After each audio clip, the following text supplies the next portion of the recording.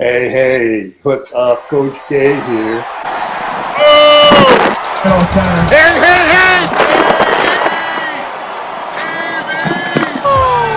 In the house. Got a basketball BBC. Woo! Official coaches.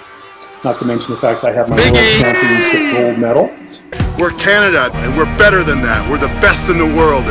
That proves that I know a little bit about sports. Volleyball. Okay, first of all, just a disclaimer on youth issues. I'm not a professional psychologist. I have been around sports my whole life. I've coached, I've played, I've participated at all different levels. Is there some of the...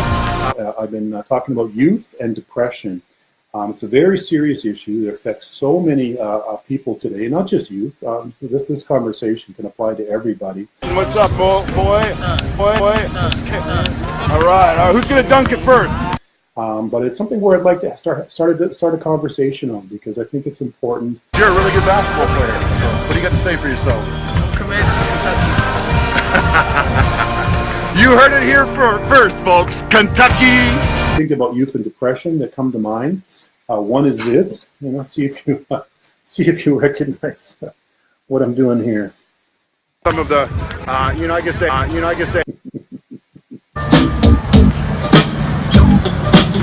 Everybody being on their smartphones and whatnot, it's causing a lot of issues. And as I reported yesterday, even Apple wants us to do more studies on the effects of too much screen time is having on youth. And one last thing before I let you go, I'm doing a series on youth and depression.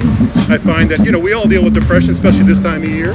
Is there any advice you have for young people out there that are dealing with that sort of thing? What do you guys do to stay positive? Think about the good things.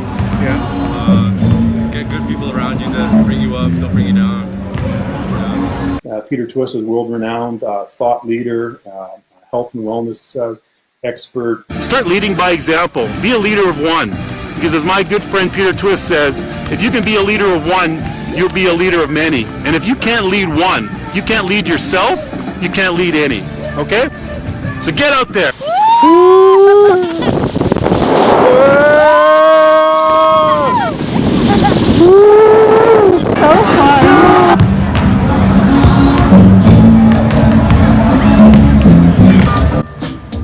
Big E, you know what the number one killer is going to be in the future? Right now it's cancer. Loneliness. Loneliness is predicted to be the number one reason that people die. Stop that. One replacement. You may have seen I worked with an expert from the downtown east side and talking about some of the issues that arise with drug addiction on the downtown east side and what happens there. I've got my man Jack here, a fellow parent. We're getting ready for the U18 championship game. How you feeling? Good, I'm excited. Fucking mud here. Jack and I are having an awesome discussion. Jack is a veteran, 35 years working in mental health issues, correct? Yeah. What are some of the issues we're facing? As I said earlier, it's really the silent killer, things like mental health, depression, anxiety, loneliness. So the reason that a lot of people get turned on to drugs and get these addictions is because they don't have any support or love or attention or people around them, people that care about them, people that are willing to participate in their lives and show that they care. My thought is that it really isn't a psychiatric problem. It's a social and a cultural problem.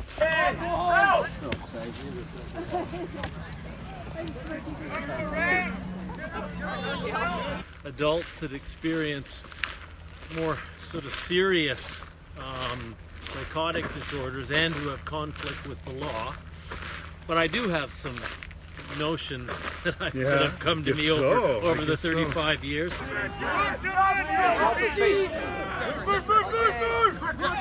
The situation has been defined by psychiatry and the sciences, but in fact, really, I don't think it is primarily a psychiatric problem. It's primarily a social problem. Okay.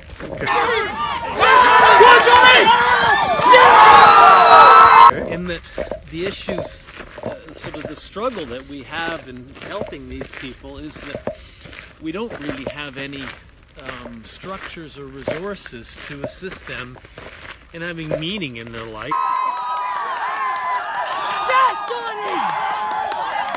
Not do anything and have these boring lives and stay out of trouble. But in fact, that's not human nature. They're running amok and they're taking drugs. You know, the whole issue of addiction. I mean, you know, medicine's got their hands on that now, and it's not really a medical issue. It too is a social issue. It's about How so? No more you try to discredit, you're still never ready. I need a lot ready, be poetic, standing with the fury that Bill, is these are times where we live on the outside. External phenomena has stimulated us to a ludicrous degree, and that addiction is just the amplification of consumerism. If you constantly broadcast at people that they ought be afraid, if you constantly broadcast at people that they ain't good enough and that they can purchase somehow externally the feeling of well-being, then addiction for me is a natural conclusion of this phenomena. well, it's about disenfranchisement and it's about alienation. That's why we see so much addiction in minority cultures who are disenfranchised and alienated. What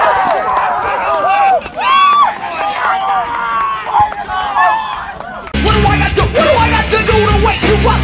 To shake you up, to break the structure up. And maybe they're lonely. Maybe if there's Absolutely. if there's space to fill, and they're just filling space. They're lonely. Yeah, they're lonely, and they lack meaning and an opportunity to contribute. Right. Why is that the case? Okay.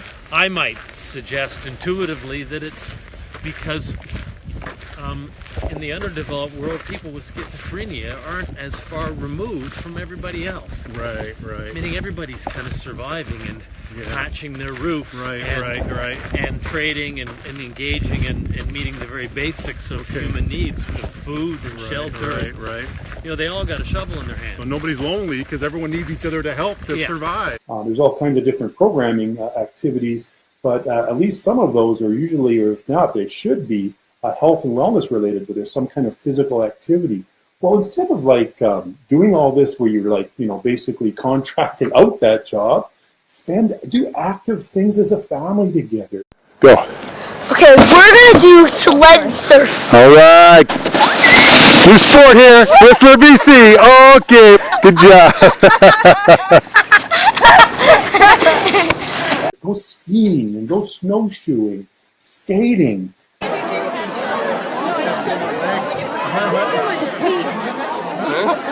Hey, guy, look up.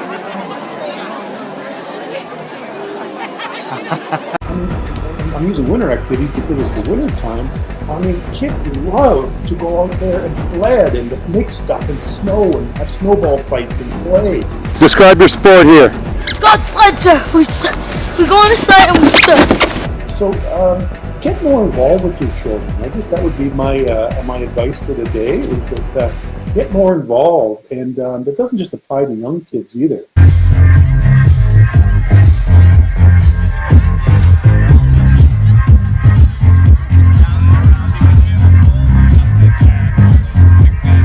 You guys are, you know, adults, but we still like to do active things together, and that's very important. You know, going hiking. There's a multitude of activities. Don't think just because you didn't grow up with a sports background that you aren't qualified for the job, because it's not that hard to go put on some hiking boots and go to a mountain and start walking, you know, or Stanley Park, or do the seawall or something like that. Have you ever done a tandem bike around Stanley Park? I mean, Stanley Park is considered the world's greatest urban park. Hey, Big E here, coming to you from the Pemberton, just waiting for Snoop Dogg. Get out there, folks. That's my inspirational message, because goodness knows participation is not going to do that. And I don't have all the answers, okay, but I'm willing to ask the questions. Hey, Big E in the house.